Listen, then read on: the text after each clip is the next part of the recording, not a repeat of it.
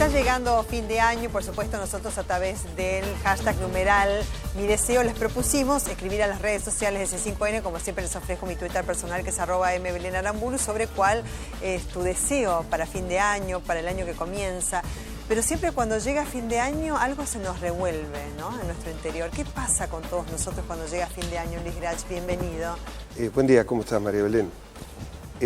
Habitualmente se asocia el fin de año con la depresión, pero esa es una manera de calificar un poco excesivamente. La depresión es algo patológico.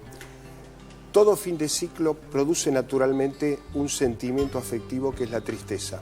Nos pasó cuando terminamos el primario, el secundario, cuando uno deja de ser soltero, cuando se divorcia, cierra un ciclo y genera depresión y genera ansiedad. ¿Qué quiere decir? Quiere decir incertidumbre respecto al futuro. No se sabe qué va a pasar después. Exactamente. Claro. Sí. El fin de año tiene características muy particulares porque es un momento de balance. Uno no solamente piensa cómo me va a ir el año próximo, sino que además hace una especie de balance retrospectivo y dice cuántas de las cosas que me propuse en el 2015 las pude materializar y cuántas no. Eso genera estrés. ¿Por qué? Porque Sigmund Freud descubrió que no todo lo psíquico es consciente y su primer modelo de aparato psíquico lo definió como con 3 instancias: consciente, preconsciente e inconsciente. Eso fue en el año 1900. En 1923, Freud escribió un artículo que se llamó El yo y el ello, donde describió otro aparato psíquico, un aparato psíquico constituido por el superyo, el yo y el ello. Todos, alguna, y el ello, sí. ¿Qué sería el ello? El ello es la sede de los deseos, de las pulsiones. Ahí tienen que escribir en el ello, digamos, saber cuál es mi deseo. Exacto. Claro. Todo lo que nosotros quisiéramos hacer, todo lo que son las pulsiones, están en el ello. El superyo es la instancia moral, la que nos dice, la que nos regula, la que dice esto se puede, esto no se puede. Y el yo es el negociador entre el superyo, el ello y la realidad. O sea, hay un capítulo del artículo El yo y el ello que Freud lo llama las servidumbres del yo. O sea, el yo tiene que atender o tiene que ser el esclavo de ver cómo armoniza el superyo, el ello y la realidad.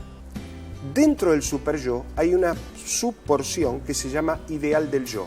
Es todo lo que nosotros quisiéramos hacer, es nuestro ideal que proviene de un modelo de crianza, de la cultura, y el ideal del yo nos imagina perfectos. O sea, el 1 de enero del 2015, mi ideal del yo me dijo, bueno, Luis, este año te vas a ganar el Premio Nobel de Medicina, vas a ser sí, un tipo importante, vas a conseguir logros deportivos, y el 31 de diciembre a la noche hay una parte, que es mi ideal del yo, que compara lo que fueron mis deseos, lo que mi ello se propuso, con mi realidad.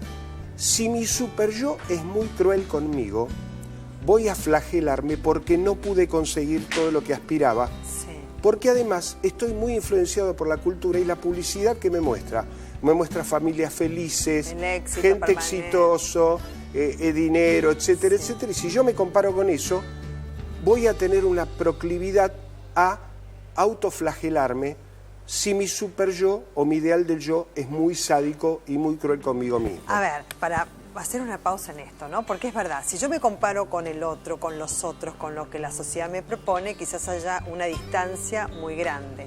Pero ¿qué pasa cuando yo me tengo que comparar conmigo?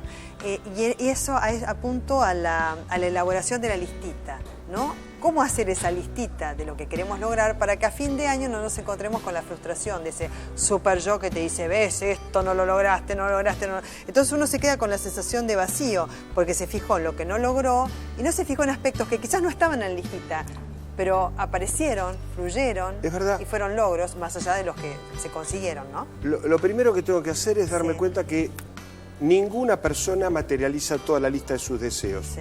¿Seguro? No lo conozco, pero estoy seguro que Lionel Messi no convirtió todos los goles que hubiera querido convertir. Ajá. Escuchen. Entonces, y sí, seguro. Claro. Seguramente a Lionel Messi le hubiera gustado ser campeón mundial de fútbol. Y no lesionarse, por ejemplo. Y no lesionarse, claro, y sin embargo le pasa. O sea que eso también me ayuda a ser más complaciente conmigo mismo, más tolerante frente a mis frustraciones y a aceptar que el 31 de diciembre no se termina mi vida. Termina un ciclo, claro, y las cosas que no pude lograr en este año me las tengo que proponer amorosamente para conmigo mismo. Y conmigo, no mirar a Messi, a ver si Messi convirtió la cantidad de goles que hubiese querido convertir o se lesionó y después no pudo jugar y demás, sino es conmigo, ¿no? Pero ¿cómo reconocer todo ese potencial que uno tiene, lo que puede y no puede hacer? Bueno, sí, haciendo una lista de las cosas que sí pude conseguir, de quién me hice amigo, qué cosas sí pude lograr en el 2015, qué cosas buenas me pasaron, qué afectos conservé.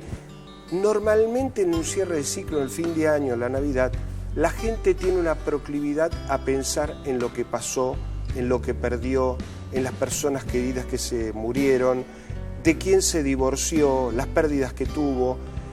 Hay que tratar, en la medida de lo posible, por ejemplo, frente a una situación de duelo, me divorcié, me separé, se murió mi mamá, se murió mi papá. Tengo que pensar que todo vínculo y toda experiencia deja en mí un residuo que se llama identificación secundaria. Tengo que pensar qué aprendí de mi papá, en qué me benefició la relación con mi exmujer o con mi exnovia, qué cosas me dejó el vínculo con este amigo que desafortunadamente se murió, pero de quien seguramente aprendí cosas y me enriquecí en el vínculo con él. Todo puede ser vivido desde un lado dramático o desde un lado más optimista. Eso es muy importante, porque estás hablando del diálogo interno. O sea, cómo me cuento a mí mismo la historia de lo que me pasó, por ejemplo. Ahí, no, en este caso estamos haciendo revisión. Ahí, fíjate vos, María Belén, sí, vos ponés un punto que es muy interesante. ¿Cómo hago yo para ser más amoroso, más comprensivo, más tolerante conmigo mismo? Lo mejor es empezar a ser comprensivo y tolerante con los demás. Las relaciones interpersonales reproducen el vínculo intrapsíquico. Yo me llevo conmigo mismo, yo me juzgo a mí mismo con la misma crueldad o con la misma benevolencia con la que juzgo a los demás. ¿Qué pasa si ese sí o no una respuesta, digamos, ¿no? Si esa pregunta que vos te haces respecto, sí, de la vara con la que me juzgo a mí misma y a los demás, se establece en si es la misma vara, sí o un no. No solamente eso, los seres humanos tenemos una tendencia natural a juzgar muy críticamente, por ejemplo, a nuestros padres, a visualizar más sus errores que sus aciertos. Y la autoestima de un sujeto depende del reconocimiento que ese sujeto tenga de ese modelo. Cuantas más virtudes le veamos a nuestros padres, cuanto más amoroso pueda ser nuestra relación con ellos, más virtudes le vamos a ver a ellos y más virtudes nos vamos a poder ver a nosotros. Si el árbol es bueno, el fruto es bueno. Si yo soy hipercrítico con mis amigos, si me dejó una novia y me pongo cruel y sádico con ella, voy a ser igual de cruel y de sádico conmigo mismo cuando me toque juzgarme. O sea, yo no puedo automáticamente volverme bueno conmigo mismo y ser cruel con los demás. Tengo que empezar a ser tolerante, comprensivo, amoroso con el otro y como consecuencia natural de ello, seguramente voy a empezar a ser más tolerante, claro, más comprensivo conmigo, sí, y a decirme a mí mismo, bueno, Luis, en el 2015 no pudiste lograr estas cosas, claro, pero... y quizás para el 2016 no sean tan importantes como eran para el 2015, ¿no? Quizás porque cambian también, quizás uno va mutando, ¿no? Es verdad, quizás no sean tan importantes, y ahí hay un libro muy importante que yo tuve ocasión de leer hace unos años. ¿Cuál es? Que se llama El tener y el ser, de Erich Fromm. Y sí, entonces, Erich Fromm plantea cuál es la decisión de un sujeto. Si un sujeto se decide apostar al tener, lo que tiene que ver mucho con el incremento del patrimonio, el tener cosas, lo material, esa persona va a sufrir mucho más las pérdidas que quien apuesta al ser. Porque el ser no se pierde. Si yo tengo millones de dólares, si tengo casas, si tengo muchas propiedades, siempre voy a tener miedo de perder esas cosas. Pero mi ser no lo puedo perder porque es algo inmaterial. Entonces, también nos tenemos que replantear un poco eso, que cuando nos juzgamos a nosotros mismos en nuestros logros, tenemos una tendencia a juzgarnos en la escala del tener. ¿Qué conseguí? ¿Qué gané? ¿Cuánto progresé?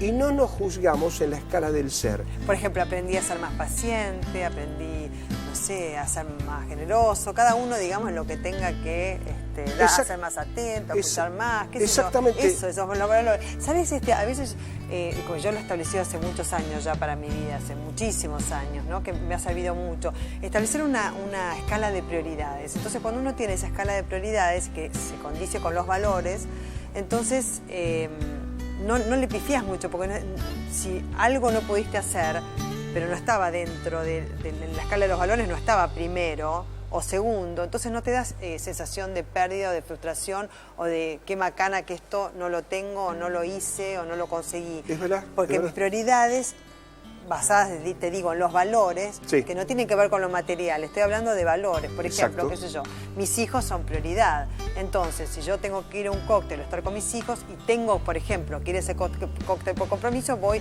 unos minutos y después me dicen, ay, ¿te quedás? No, porque voy a comer con mis hijos. ¿Por qué? Porque yo establecí como prioridad ir, te pongo algo banal, ¿no es cierto? Que puede ser otra cosa. Entonces, digo, no me da la sensación de no me quedé más o me perdí tal cosa, no me perdí nada. Exactamente. Esa sensación de haberse perdido cosas tiene que ver con el estrés que genera, por ejemplo, la tensión entre el ideal del yo o el super yo y el yo. Cuando una persona tiene un super yo muy alto, muy sádico, vive crónicamente en una situación de estrés. El concepto de estrés es un concepto relativamente nuevo en la medicina. Lo propuso un tipo que se llamaba Hans Selye, un médico austro-húngaro que vivió en Canadá. Y el tipo descubrió que existe un síndrome que se llama síndrome de adaptación frente a situaciones de estrés. Por ejemplo, yo tengo que rendir un examen, mi organismo va a sufrir una cantidad de modificaciones metabólicas a los sencillos efectos de rendir más.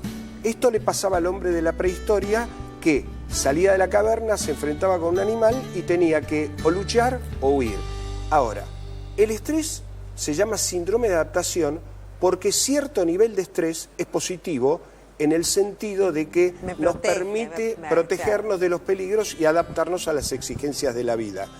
Ahora, si yo estoy sometido a un estrés muy grande porque mi superyo demanda de mí rendimientos excesivos que nunca los puedo alcanzar, allí ya no tengo estrés, ya tengo un estrés patológico que se llama distrés. Claro. El estrés normal se llama eustrés y el estrés patológico distrés. Ahora, ¿qué hago con ese super yo, no? Y tenemos que destituirlo.